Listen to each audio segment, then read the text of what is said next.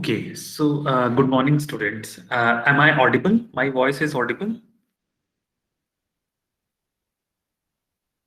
Yes, sir. Yes, sir. Yes. Okay, okay. So, yes. So today we'll take few more examples of the implementation related to the lexical analyzer part, and then let's see what further issues we have to resolve while the development of the lexical analyzer here. And once we finish with this part, then we'll move to the next step. So we summarize few points related to the process of the tokenization with respect to the transition diagrams. So we said that the matching process, the tokenization process, should always start with some transition diagram, whichever is coming in your first, first in priority order. And if failure occurs in that transition diagram, don't immediately throw the lexical error. You should retract your forward pointer to the start state of your subsequent next transition diagram, and you reiterate the process of tokenization. And like this, you have to trace all the transition diagrams in certain priority order, and you have to consume the maximum lexeme. You have to execute the principle of the longest match, assuming that you have recognized something. And if all the transition diagrams are getting failure, so that means you have to throw the lexical error here. So that was the process which we discussed last time. And apart from this, we also said that someone can also go for the generalized transition diagram for all its underlying specification. But we saw or we discussed some of the issues with respect to the implementation, with respect to the complex code, with respect to the, let's say, numerous sections with respect to, corresponding to the states and all. So in order to avoid such ambiguities, overheads, one can, preferably go for this different transition diagrams corresponding to their different specifications here. Fine. I think someone has dropped a message in the chat box. Can anyone read that thing? Because it's not possible for me to go there. Sir, your voice is breaking, sir. Okay, this is a serious issue.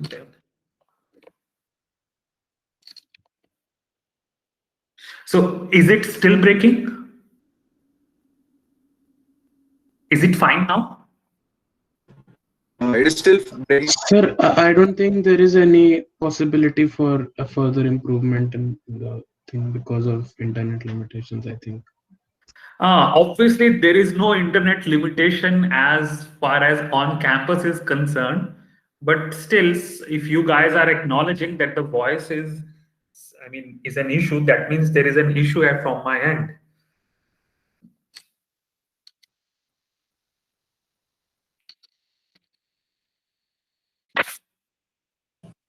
It's not breaking, sir.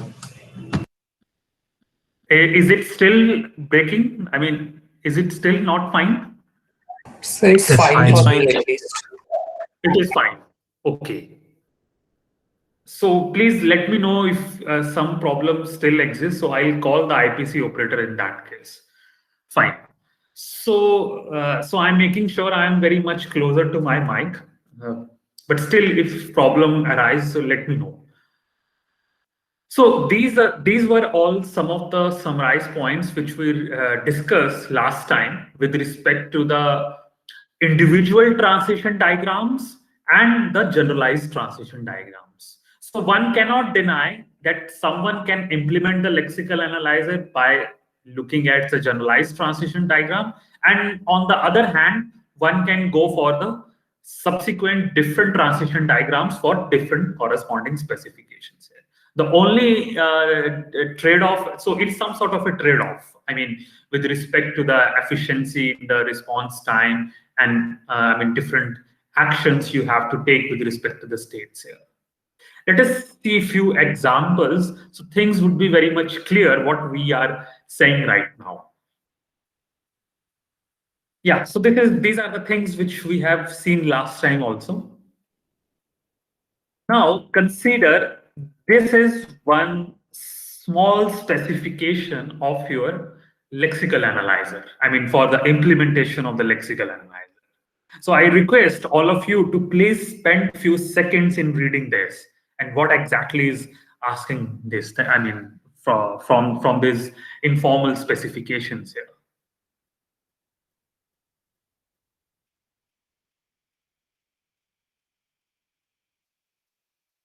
So here the thing is, first it is saying that we have to come up with the generalized transition diagram to capture the patterns of the logical operators, integers, and these fractional numbers, real numbers.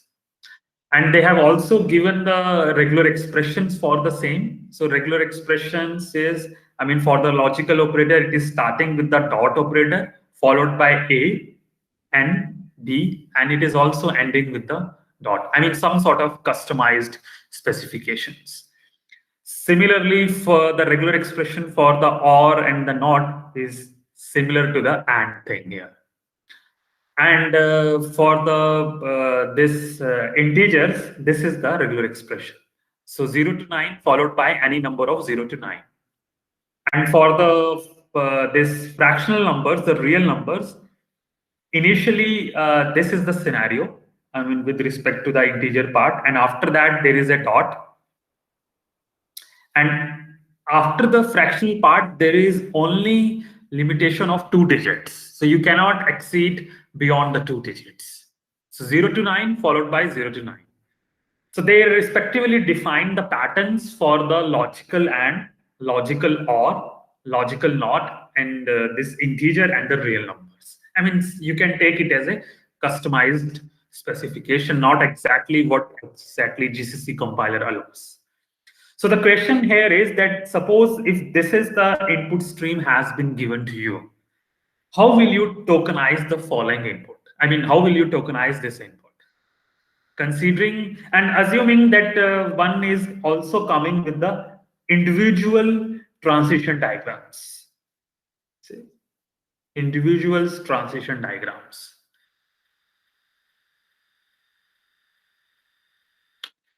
So let me show you the actual scenario here. So it's very easy in both the cases, but you have to take a call which one create more problems, I mean, while implementation, right? So this is one generalized transition diagram for the respective specifications, for the respective regular expressions here. So you can see we start with the starting state 1, and doesn't matter, I mean, what logical operator is, always it has to start with the common prefix, that is dot here. Fine. And after that, it has taken one path to the end.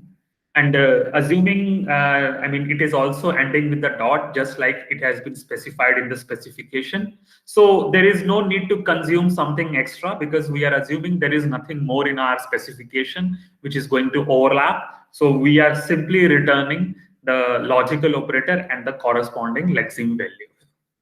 Similarly, we did for the or, and similarly, we did for the not. Fine, students. And on the other hand, we have also handled the integers. So I am reading the first digit, and after that, I can read any number of digits, but I have to immediately tokenize it as an identifier. So I have to take one extra transition, I mean, by calling it as an other.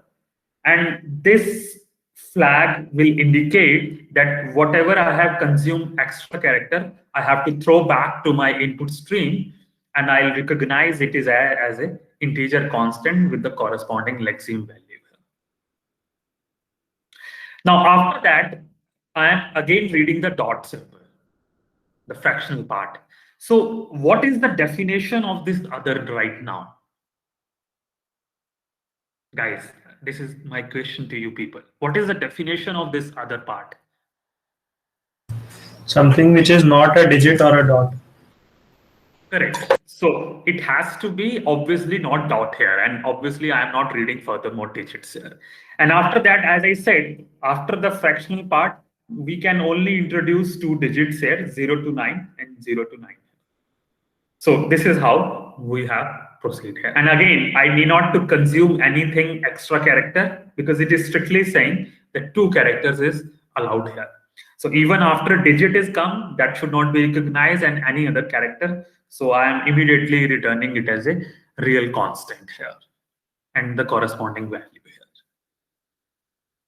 Now, how will I tokenize this particular input stream here? That's the big deal here. We have to, we have designed our generalized transition diagram, corresponding to our underlying specifications here. So let me do that. So we are reading 4 from here. Fine. From state 1 to 14, we are reading 4. We are also reading the 6 by executing this self transition of 0 to 9 on the state 14 itself. And I am also reading the dot. That means your lexical analyzer is now expecting that I will probably end up in reading some real constant. So after that, I cannot consume this character, which is A here, right? So this will probably go to some other state, which I am saying here. This is something which I'll say right now. This one is now other. And what should I do as a part of this state now? Come on, guys. I need answers from your side.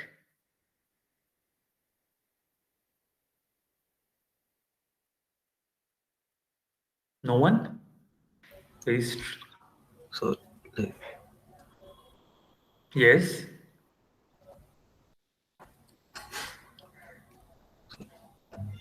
Come on, speak up. Someone has unmuted himself. So we can make 2 retractions. Correct. So yes, this is what I was expecting from your side.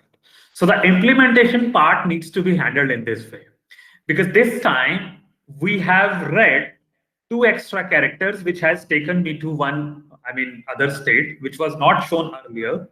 And this will say now that instead of 1 character, now you have to throw these extra characters, that is dot and the A. Sorry, I'm so sorry. Back to the input stream and simply return the integer constant, this thing with the corresponding lexeme value here. This is how the tokenization for this much part needs to be done here. So I have recognized, my lexical analyzer should recognize it as an int here. Fine, guys, everything is fine. Any comment, any question up to this point? Fine. So now my forward pointer has been shifted back to the start state, fine, as per our recent rules. And I'll again keep on consuming my input as long as I can. So now my next character which has to be read here is obviously dot. I have read the dot by reaching at the state 2. I'm also reading A by reading at the state 2. And I am also reading the N again here. And again, I have read something which I cannot consume. So again, from here, I have been redirected to some another, I must say, the other part. And this here, at this particular state, I have to take one decision. What should be that decision? Identifier. Oh, come on. How it can be an identifier? I am reading .an. So what my lexical analyzer has read just now, that is .an. Fine. And after that, it has read this 8 symbol, which was not consumable, which I cannot consume because I was lexical analyzer was expecting D. Unfortunately, it hit the symbol 8, which should come to the category of other. So what should I do here? What should be my decision? What should be my action corresponding to this final state? Sir, should we throw an error? Sorry? Should we throw an error? Yes, we have to throw an error. This is a lexical error now. because I was expecting the logical AND, but unfortunately, I end up in reading some digit here, which has to categorize to the other part here. So this final state has to return the lexical error corresponding to this. I mean, whatever it has been read. So dot .an would be treated as a lexical error. And whatever I have consumed, so remember the important thing, whatever I have consumed extra, that should not be a part of my lexical error. I should again throw that thing by this flag back to my input stream, and I have to shift my forward pointer again to the start state of my generalized transition diagram. Clear or not? Any comment, any question on this, guys? So now you can see, with respect to the generalized transition diagrams, there are n number of issues which I have to deal with respect to different states here. Fine, let's move further. So my now pointer is at 8 and my forward pointer is also at the start state. So again, 8, this will take me to the state 14, and 9, this will again remain at the state, this particular 14. And again, next time consuming dot, which again, what it will do, guys, this will again take me here to the state 15. And again, which I was not expecting O, I mean, here, I was expecting a real, constant here. So this will again take me here to the same state which we have resided earlier.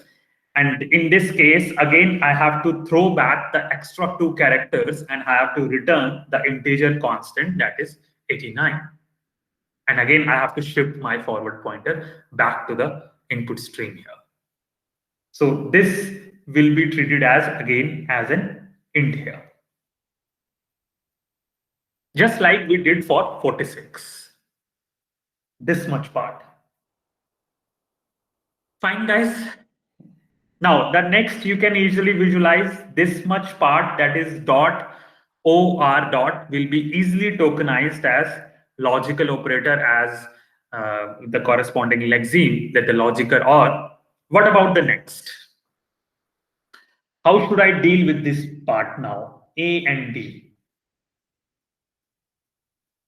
Come on, guys. Now I need certain responses from your side.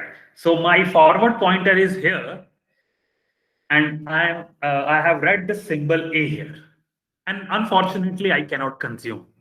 So what should I do? I should say I cannot consume the symbol A. So that means this is something related to the other part. And what should I do? I should return, guys. I need certain answers. What should I return in that case? Lexical error. I should simply return only A as a lexical error again. Only A as a lexical error. And again, I do not need to throw back to my input stream. I'll simply shift my pointer to my forward, my forward pointer to the start state.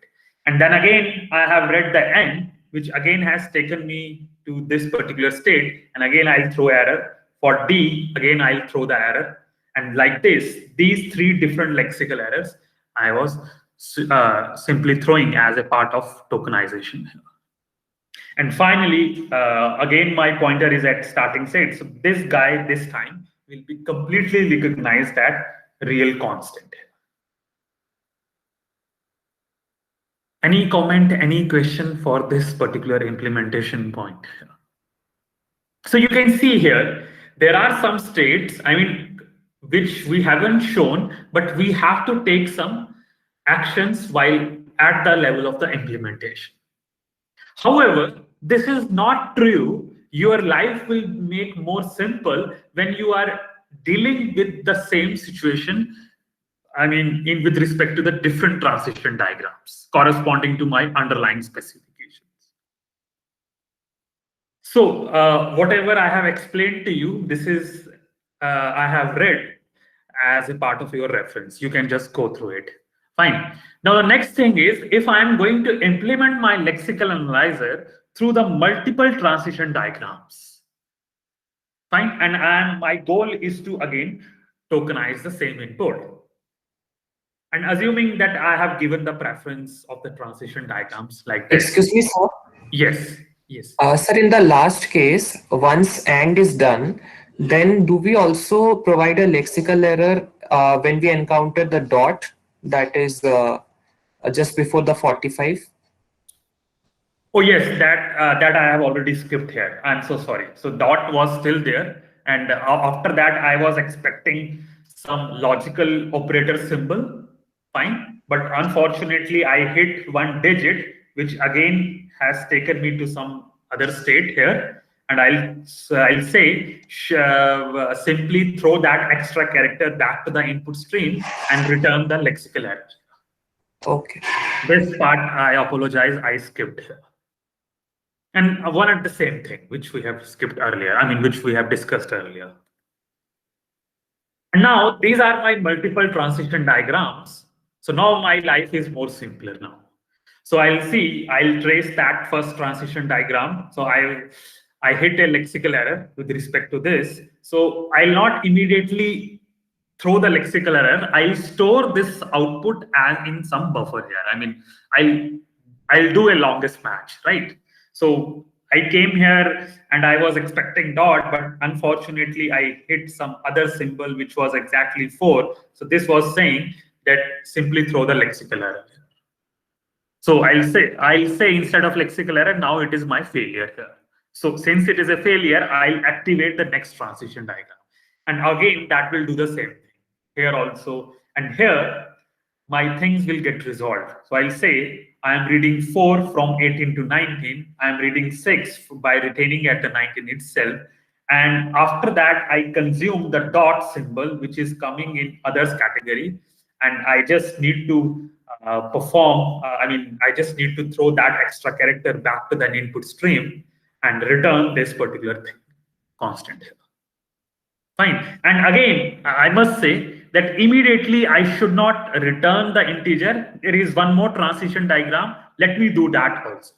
Fine. So I'll say for 4, 6, I have read up to the state 22, and I can also consume the dot symbol. But after that, again, I have to deal with that strategy here. That is, I cannot consume the A part here. So I'll throw back this particular thing back to the input stream, and these 2 characters, and I'll simply return an error. Fine. So here I am simply performing a lexical error. So out of these 4 lexical errors, I am performing the longest match with this transition diagram. So this guy will win the race. Fine, guys. I hope this is clear. And again, when I'm supposed to do the rest of the tokenization from the dot symbol, I'll shift my forward pointer to the top transition diagram, which comes first in the priority order. And I'll do the same iteration again and again. So these are the 2 things which one has to decide at the level of the implementation. So, yes, please. can you please explain how the integer and the real number are being differentiated? Because Yes. So the transition diagram will first go for integer, right? Correct. And priority should be given to the real number first and then to the integer. So we cannot decide. So it depends on the language specification, right? Sometimes. So as of now, let's assume this is the priority they are following, right? So considering our language specification has been written so far like this. So here it will say, okay, I have consumed something which is coming as a part of others. So I'll simply tokenize it as an integer and I'll store this output somewhere else right now. And when I'm tokenizing this, so I was expecting a real number. Unfortunately, I end up in reading one symbol which cannot be considered as, which cannot take me to the state 25 where I can return the lexeme here. So here it will simply return the lexical error. It will not immediately say that throw back whatever you have extra read. It will say simply throw the lexical error here. So assuming that we are maintaining the priority order like this, but if suppose this guy is coming into picture I mean, the 45.54, I mean, answer to your question. So this guy can also return it as an integer, as 45 here. Let's assume like this. But here, when I did not immediately return this guy as an integer. When I trace that transition diagram, so here the longest match principle gets activated. Fine, because this is the longest match. And out of this and this, obviously this guy will win. So this is how I'm going to differentiate between the real constants and the integer constants. So first of all, did I answer your question? Yeah, please. Yes, sir. But here, like extra memory is being used just to store an integer. In this Yeah, case. so this much we have to taken care, my dear. Otherwise, in the previous part, we have to handle so many different actions, which probably we have not highlighted at the level of the specification. So there we have to deal with those issues at the level of implementation. That you have to admit.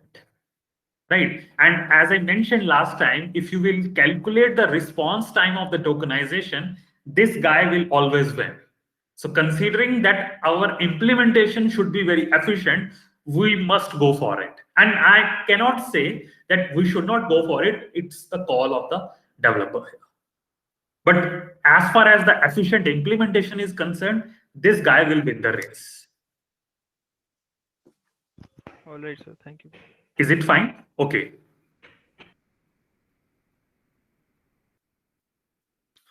Okay, guys. Any other question up to this point?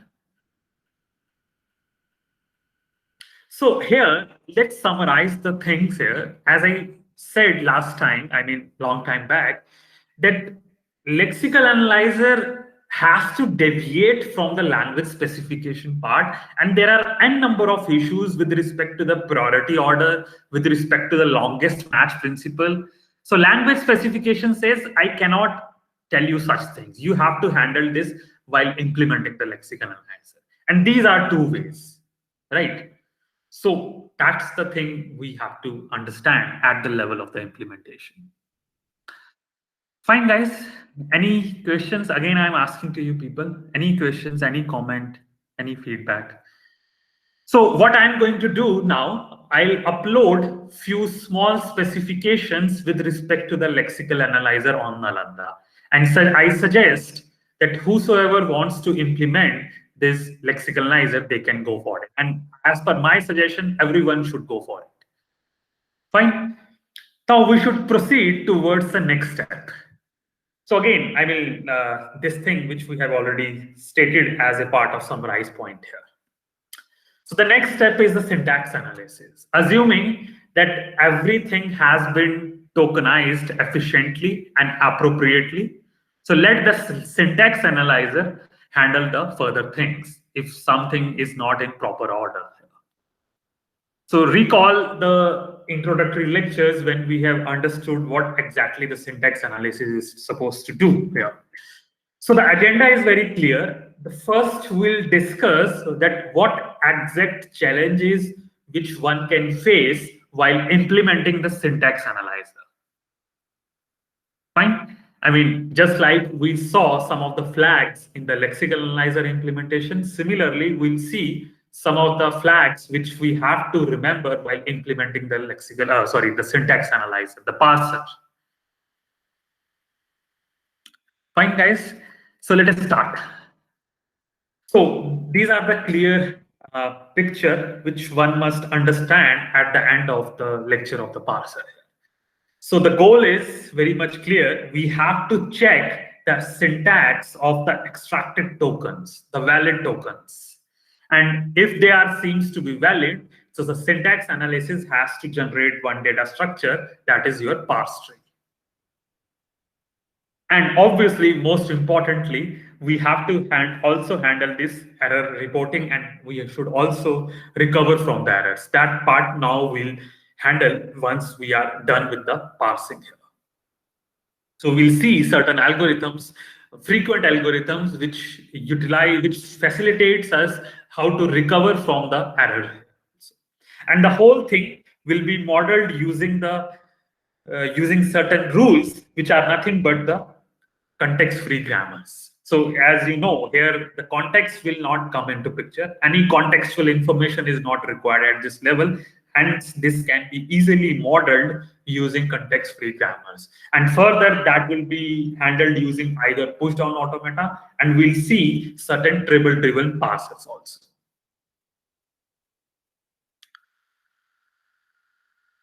So this is how which we have seen at the level of the introduction. So if these are our valid tokens, so this is how one should generate the parse tree as a part of if someone has constructed, or I mean, someone had designed the parser here.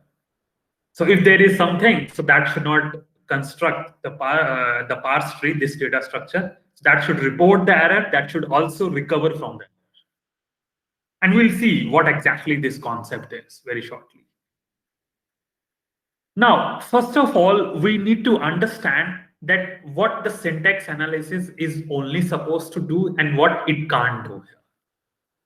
Fine. I mean, as of now, we are very much clear that the parsers, the syntax analyzer, cannot handle the context information. I mean, contextual information. And it even doesn't say, don't give me that information. I only need your tokens. Fine. So determining the type of the variables, which operations are allowed on that type, initializing or type checking of variables, I do not need that. And hence, the implementation of the parsers requires only the rules in the form of the context-free grammars. Fine, which you people will yourself create corresponding to your specification. But again, just like in the lexical analyzer, we discussed so many times that it's not only the specific specification of the tokens in the language specification will make the implementation of the lexical analyzer completely done. There are certain issues that we need to handle at the level of the implementation. So similarly, in the syntax analysis also, if someone will say, oh, come on, I have the context-free grammar rules, can I implement the syntax analyzer without any obstructions? Definitely not. So we have to deal some issues which have to be handled at the level of the development, at the level of implementation. Now, one thing here, we need to understand the abstraction of all these phases. First part is already covered, that is the lexical analyzer. I mean, we are implementing the lexical analyzer, let's say, through the concept of finite automaton or regular expressions here. But my question is, I mean, they are considered to be this proper subset of the context-free grammars. Can I say that context-free grammars has the power to implement the lexical analyzer? At least yes or no on this, guys?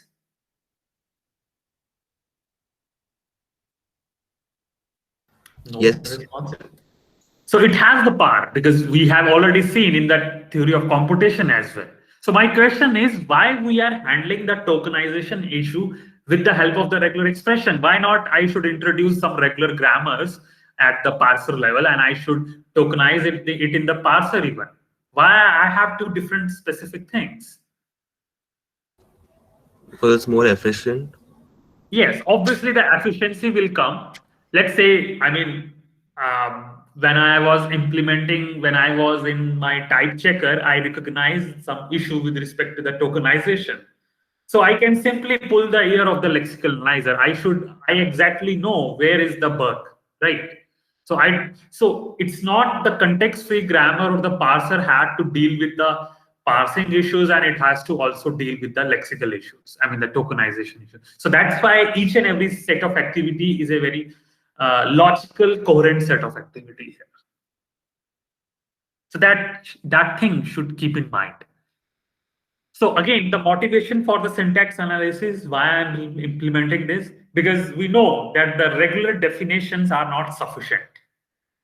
Fine, I cannot, check the syntax of the regular, by using the concept of regular expression. And we have seen so many times in the TOC as well. So here comes the context-free grammars. Many languages are not regular. I cannot check the balanced parenthesis using the concept of finite automaton or regular expressions, because they do not have the capability to remember how many times they are visiting some state here, right? So transition diagrams may visit some states in repetitive order. However, they do not have the capability to remember how many number of times they have been visited to some particular state here. And this is exactly what is the motivation for this part here. So more powerful language is required to recognize now the structure of the tokens, whether it is conforming to the proper structure corresponding to the context-free grammar rules which we have written. This is the question we need to answer. Fine. So let's quickly recall this guy, the context-free grammars. So all of you know that it is collection of 4 tuples, set of tokens. So now this time we'll use the tokens words instead of terminal symbols. So terminal symbols would act as your tokens, and set of non-terminal symbols, set of productions, and obviously your start symbol of the grammar, from where you have to start this particular scanning of the tokens here. So any grammar will derive the string by beginning with the start symbol, and it will keep on replacing the non-terminal by the right-hand side of a production for that non-terminal. And the strings which will be derived from the start symbol of the grammar, which will form the language recognized by this context-free grammar G, defined by the underlying grammar here. So that is just the recall, for the context-free grammar, which we are going to use here. Now, let's come to that point which we have highlighted, that what are the things which we have to handle at the level of the implementation. Because as I said, that if you are giving me the context-free grammar rules and you will ask me now implement the parser, I will simply perform a rebuttal on that. It's not possible for me. I need something more, right? Just like I need maximal munch principle and priority order, I need something more. So right now, what do I need something more? How should I implement that more? That I'm not worried, but exactly I should know what exactly is the issue here. So these are some forms of the grammars, the strings of the balanced parentheses, and this is the grammar which is including certain expression involving these 2 operations, that is the addition and the minus operation here. So list is deriving list plus digit, and list is deriving list minus digit, and the list is again the digit. Considering these are the specifications written in the form of a context-free grammar for the expressions which are involving these 2 operations here. So let us understand the issue here, because my goal is to recognize that whatever the tokens which I have generated earlier, whether they are conforming to these rules or not. So here comes the process of the derivation. So derivation, all of you know, we'll have to start with the start symbol of the grammar, and we have to perform a, replacement in an iterative way on the right-hand side, so that we should come across the final stream of the terminal symbols, or we should say now the stream of tokens here. So suppose, this is the earlier grammar for the expressions involving these 2 operations. And this is what we have to derive right now. 9 minus 5 plus 2. Fine. And based on the knowledge of the theory of computation, what we have acquired here, I'll start my derivation with some start symbol of the grammar, and assuming my list is the start symbol of the grammar. So I'll do some random derivations here. I'll say, let me start with the list plus digit here. Fine, and which I have kept it underlined, so I'm going to further expand it. Fine, so I'm saying list is deriving list minus digit. List minus digit. Further, I am expanding this. That is, list is deriving digit. And hereafter, what I'm doing here, I'm just expanding this, and again this, and I'll just come across this thing. Assuming that this derivation has been done by some human. Based on the certain level of intuition, that if I'll take this sequence of derivation, I will probably come across the valid set of tokens here, valid set of the string here. Can anyone make a guess here? What exactly is the issue I am facing right now? I mean, while implementation of the parser. Any suggestions from your side? Anything? There's no priority of addition or subtraction. There is no priority of addition or subtraction. I mean, are you mean to say with respect to something BODMAS rule? Yes, sir. Any other issue? I mean, apart from this? So which Sir, the side to computer derive doesn't left? really know. All right, one by one. Anyone? So which side to derive, left Sir, the hand side or right hand side? Okay. So here, let's see the issues here. So whatever you have said, they are almost one at the same thing, and it is somewhat correct. So when I was deriving this particular derivation, I mean, this time compiler does not have enough intelligence that which production I should use for further expansion.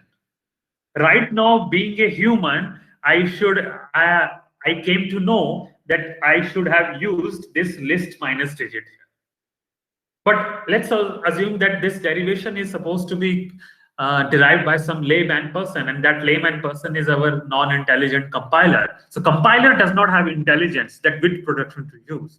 It would have chosen the wrong production. Let's say after this, it could have chosen the list plus digit. It could have chosen even digit also. Fine. So the first issue that needs to be handled at the level of the implementation, that which productions should be chosen by your compiler. Number one. Number two, that which symbol should be chosen for further expansion.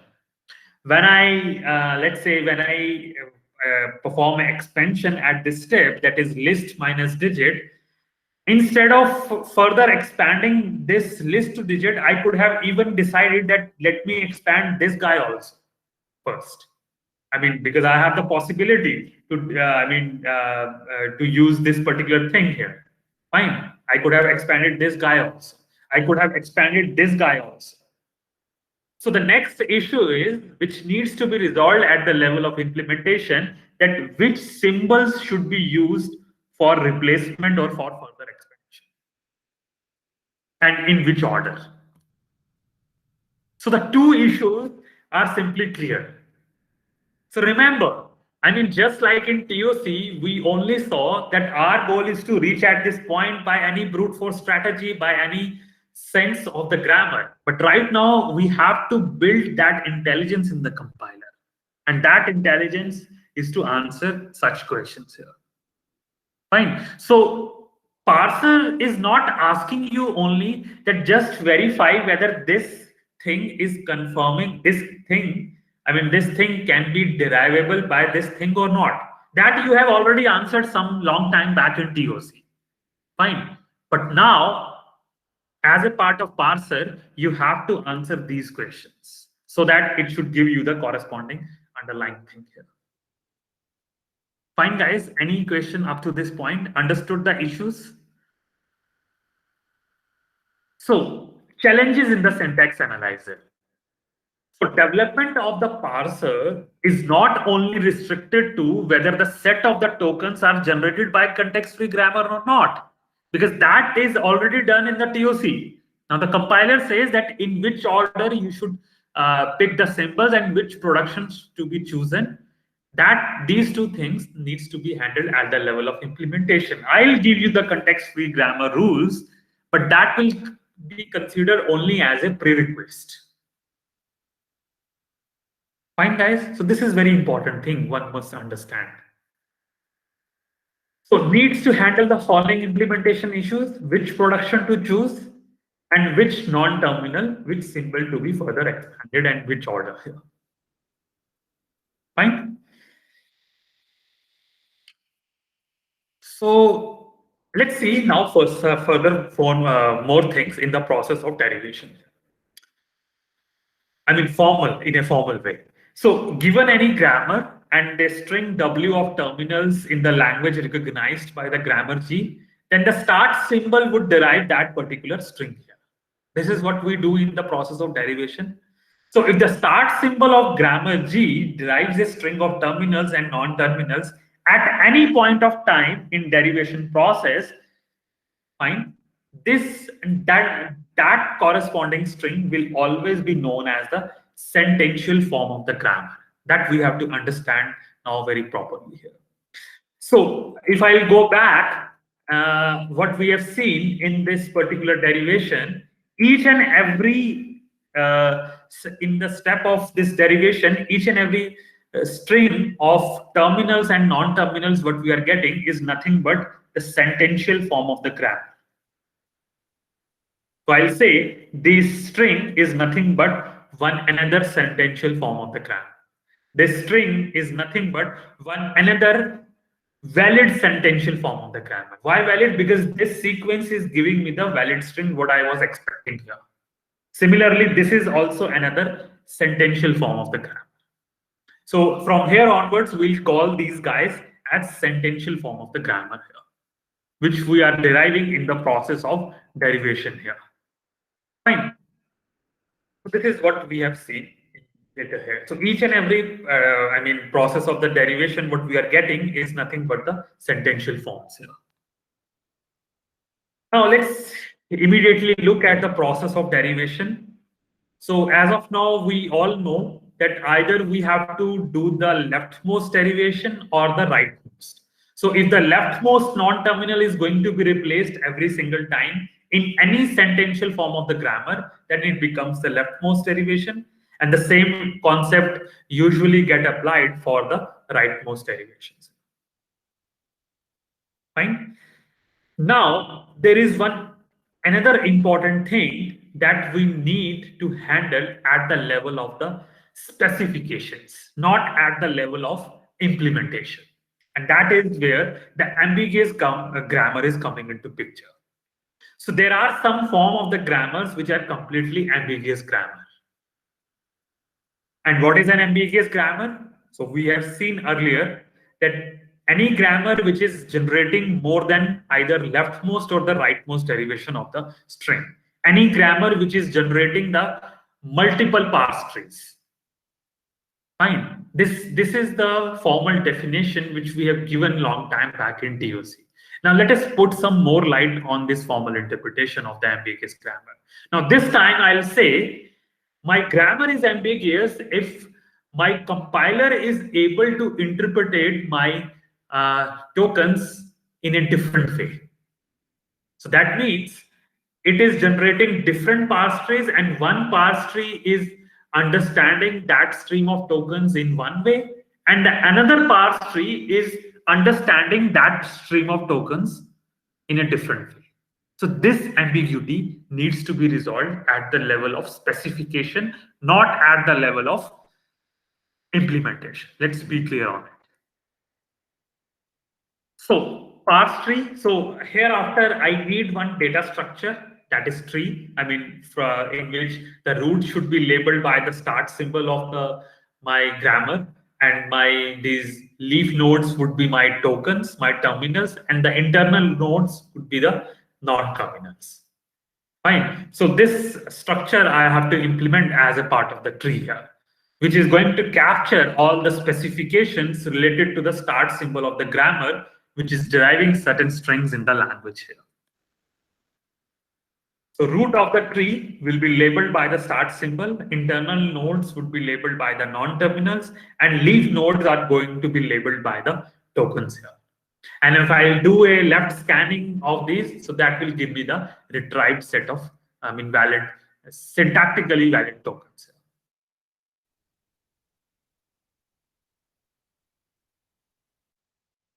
So this is the creation of the parse tree here.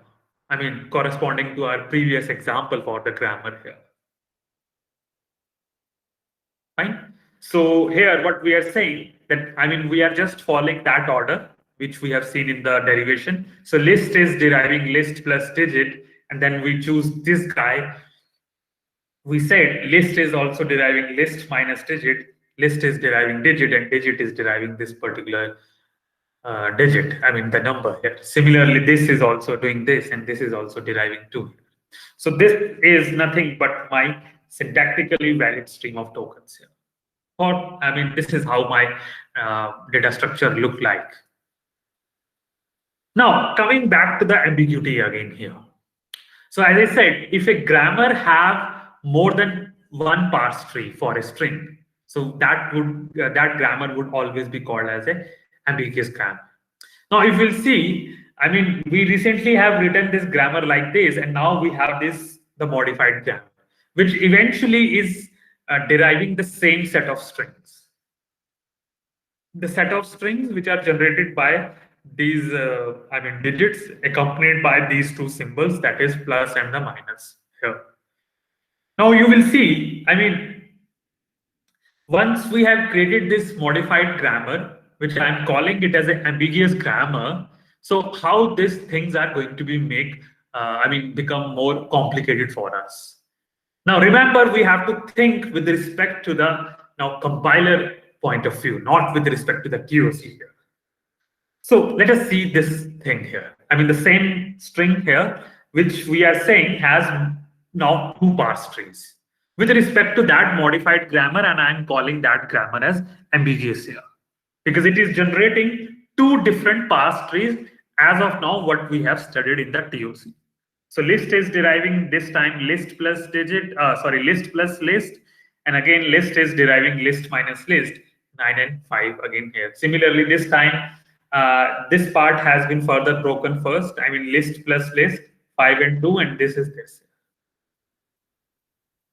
Now I need to ask few questions quickly onto you. I mean, why this grammar is ambiguous first of all? I mean, and if it is ambiguous, what exactly is the wrong thing which we are not supposed to accept here?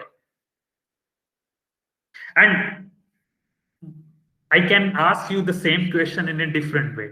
According to you, I mean, what is the problem with these trees? Is there any valid parse tree which should I accept and other I should ignore?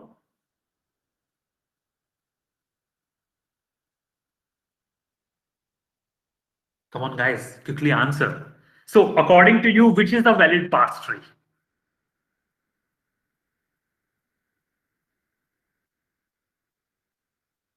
No one? Both are. Both are valid. So that is incorrect. One has to be valid. Think logically. And think with respect to the compilation now. First one. First one? Why? Like, because it processes like 9 minus 5 plus 2 instead of doing 9 minus 7. So, I mean, in that, what's the big deal? Because we have to follow the principles of, let's say, arithmetic operations, if you are following so. The second one will end up doing 9 minus 7. So in that, I am Which is first wrong. executing this part as per the BODMAS rule. Yes.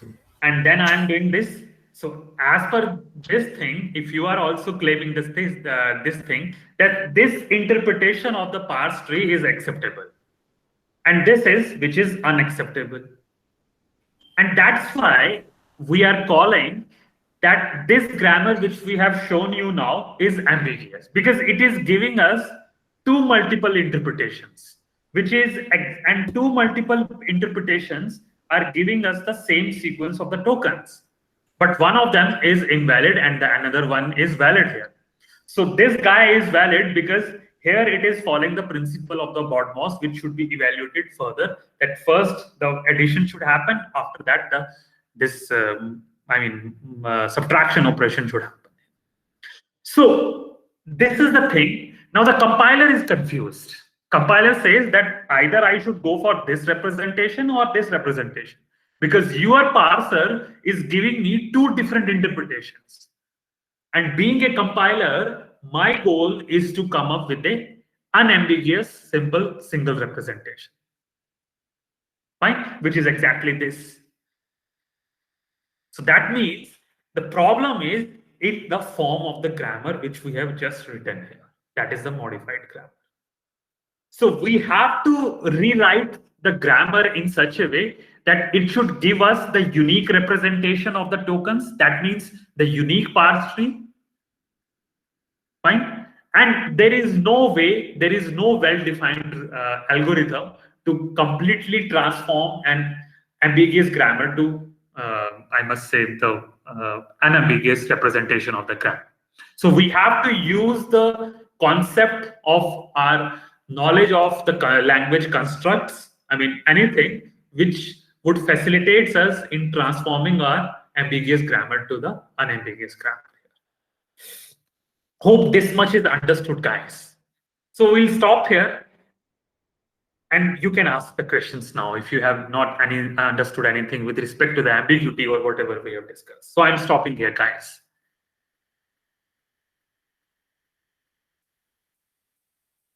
Any questions, guys, up to this point?